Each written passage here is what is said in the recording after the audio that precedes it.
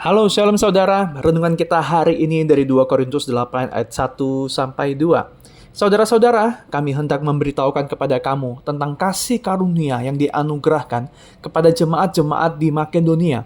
Selagi dicobai dengan berat dalam pelbagai penderitaan, sukacita mereka meluap, dan meskipun mereka sangat miskin, namun mereka kaya dalam kemurahan. Saudara, bila suatu kali diadakan urunan untuk membantu seseorang yang sedang kesusahan, lalu ada orang yang kondisi finansialnya lemah ternyata memilih untuk tidak ikut urunan membantu. Kita tentu akan maklum dan menganggapnya wajar ya. Akan tetapi jika ada orang yang kita tahu itu mampu, tapi tidak mau ikut urunan, wah, ini sih kebacut ya, alias keterlaluan. Kita mungkin akan kenakan stigma kepada orang itu memang orang pelit, apatis, teman palsu, tidak solider, dan seterusnya. Orang yang punya banyak seharusnya melakukan dan memberi lebih banyak. Yang punya lebih sedikit juga melakukan dan memberi lebih sedikit. Ini wajar. Ini memang prinsip atau filosofi hidup yang kita terima dan kita praktekkan sehari-hari. Ini tentu tidak salah ya, karena Alkitab juga mengajarkan prinsip yang serupa ya, bahwa kepada yang dipercayakan lebih banyak, maka kepadanya pun dituntut lebih banyak pula. Akan tetapi perlu kita perhatikan, ukurannya itu bukan semata-mata soal kuantitas.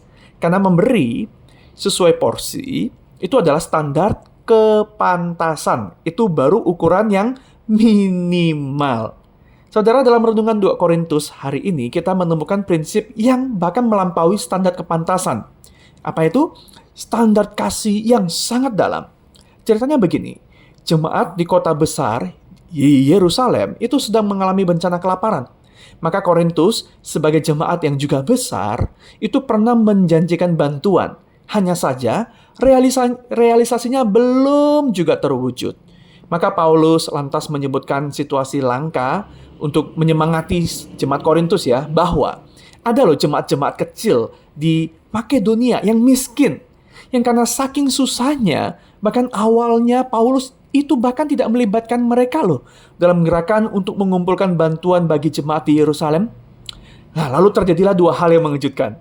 Yang pertama adalah ternyata justru para jemaat-jemaat di Makedonia yang tidak dilibatkan itu, mereka lah yang mendesak untuk mau mengambil bagian. Bukan saja ikut berpartisipasi memberi, mereka bahkan memberi melebihi kemampuan mereka. Saudara misalnya sebagai contoh bisa bayangkan aja. Kita tahu ada orang kemampuan memberinya ya maksimal 50.000 atau 100.000 lah. Maka kalau mereka ikut kontribusi kita expect ya kira-kira sebegitulah yang akan mereka beri. Tapi ternyata yang dia beri adalah 500.000. Wah, ini kan melampaui kemampuan mereka sebenarnya. Hal yang mengejutkan yang kedua, persembahan mereka yang tidak mampu ini ternyata sudah terkumpul jauh lebih dulu daripada jemaat Korintus yang sebenarnya jauh lebih mampu dan sudah lebih dulu berkomitmen untuk membantu jemaat di Yerusalem. Saudara, jelas ya di sini konteksnya pembedanya itu bukan soal kapasitas keuangan, namun dorongan untuk memberi. Jemaat Korintus itu bukan saja mapan secara finansial. Mereka dicatat juga kaya dengan pengetahuan, iman, perkataan, kesediaan untuk membantu, dan banyak hal lainnya. Maka inilah yang Paulus lakukan untuk mengingatkan mereka, juga mengingatkan kita saudara, bahwa Yesus, karena kamu telah mengenal kasih karunia Tuhan kita Yesus Kristus, bahwa Ia, yang oleh karena kamu menjadi miskin, sekalipun Ia kaya, supaya kamu menjadi kaya oleh karena kemiskinannya. Benarlah bahwa kita memberi sesungguhnya bukan karena kita punya banyak ya, tapi karena kita punya hati yang dalam. Setiap kali kita mengingat apa yang Yesus sudah lakukan buat kita, biar Roh Kudus melembutkan hati kita untuk melakukan kebaikan serupa bagi orang yang berada dalam jangkauan kita.